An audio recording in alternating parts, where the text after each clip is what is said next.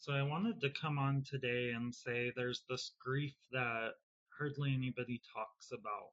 And it's not the grief of losing someone because they passed away. It's this grief of realizing the family you thought you had never actually existed in the way you needed them to. And if you're feeling that kind of grief right now, you're not broken, nothing's wrong with you, you're waking up, you are growing. With growth comes identity shifts. Most people only understand grief when someone physically passes through this world into the other realms, but there's this other kind of grief, and it's quiet, it's ongoing, and disorienting. That comes when you realize your biological family is never actually who you thought they were. They were never actually emotionally safe. They couldn't protect you. They couldn't even see you, and they couldn't love you without having conditions attached. And coming to terms with that truth can shatter your entire sense of self that you've had your whole life.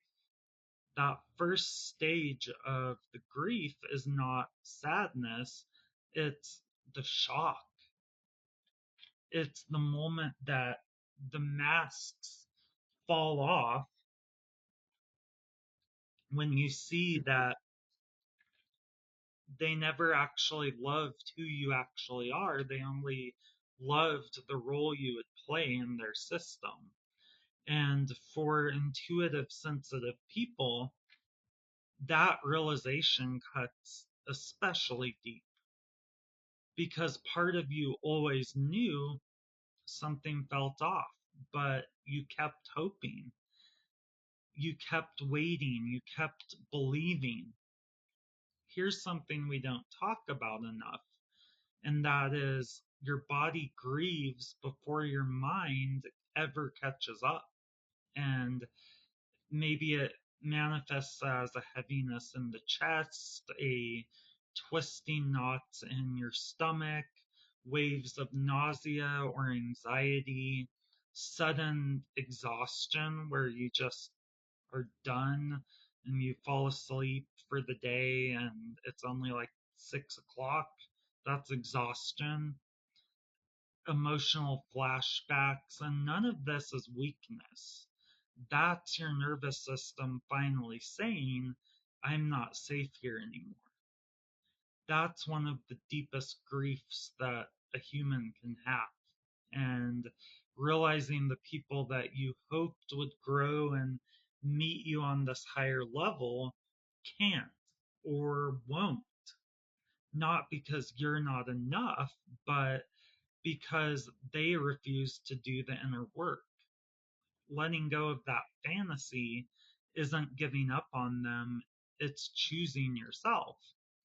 Enmeshment isn't closeness, it's identity fusion.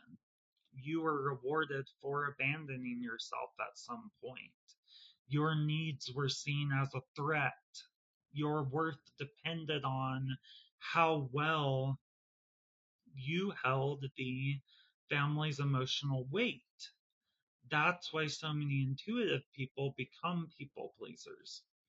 That's why grieving your family requires breaking that enmeshment first. When that enmeshment dissolves, there's an emptiness that's left there. And not because you're alone, but because you're finally in your own energy and in your own frequency, maybe for the first time ever. That's where inner safety is rebuilt. You stop negotiating intuition, you listen to your body, you develop self belonging from the inside out, and you become your own safe home. Grief metabolized becomes wisdom, and wisdom becomes self authority. You stop chasing all of these little emotional crumbs and you stop trying to fix people who refuse to heal, or they just are not there to heal, and you stop returning to the source of your own woundings earlier in life. And that's your phoenix moment where you do rise from the freaking ashes. And that's not you building up walls or hardening. That is you opening like a flower of yourself to where you're not betraying yourself. When that grief integrates, something really extraordinary happens, and you begin to magnetize your real family to you, your chosen family, relationships that are based on presence, reciprocity, and safety, not obligation or roles or fear. That's not replacement. That's resurrection of your true self that doesn't abandon you, that is fully honored. So I've lived this addiction, enmeshment, cutting contact, grieving, illusions. And what I learned is this: belonging does not come from emotionally unavailable people. It comes from coming home to yourself.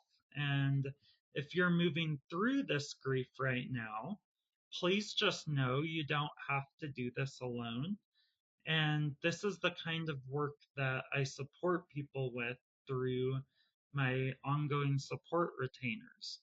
So we go really slow, we go really safe, and you just have that support for however long you need it, whether it's a month or whether it's a few months, or you just want to have that support ongoing.